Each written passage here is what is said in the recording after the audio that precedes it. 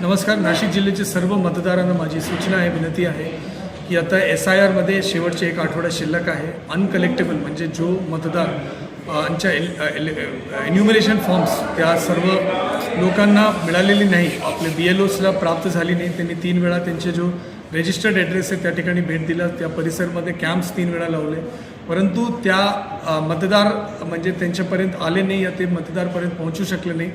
असा सर्व लोकांचे जो म्हणजे एन्युमरेशन फॉर्म्स आहे ते आता ऑलमोस्ट 7,72,979 आहे. ते आजपर्यंतची माहिती आहे.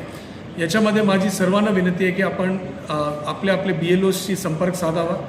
अनकलेक्टेबलची जो यादी आहे त्याच्यामध्ये आपले जो जिल्ह्याचे जो वेबसाईट आहे त्या वेबसाईटमध्ये संकेतस्थळावर पण त्याची माहिती आपण त्या ठिकाणी दिलेली आहे. माझी सर्वांना विनंती आहे की आपण तिथे जाऊन आपले मतदार केंद्राच्या, मतदारसंघाच्या आणि नाशिक जिल्ह्याभराच्या अनकलेक्टेबल लोकांची नाव यादी आपण बघून घ्यावं.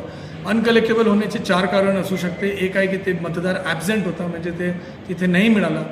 दुसरं शिफ्टेड असेल, त्या ठिकाणी स्थानिक पंचनामा जो झाला असेल त्याच्यामध्ये ते शिफ्टेड म्हणून दाखवलं असेल. तिसरा ते डबल नाम असेल म्हणजे त्या व्यक्तींचं नाव मतदार यादीमध्ये 2 ठिकाणी आलं असेल आणि ते डबलमध्ये आलं असेल.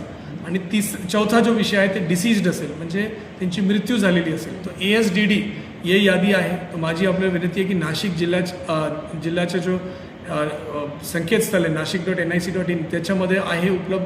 त्या यादी आपण तिथून डाउनलोड करू शकतो. मतदान केंद्र वाईज आपण डाउनलोड करू शकतो. तर माझी आपल्याला विनंती आहे की आपण असं करावं.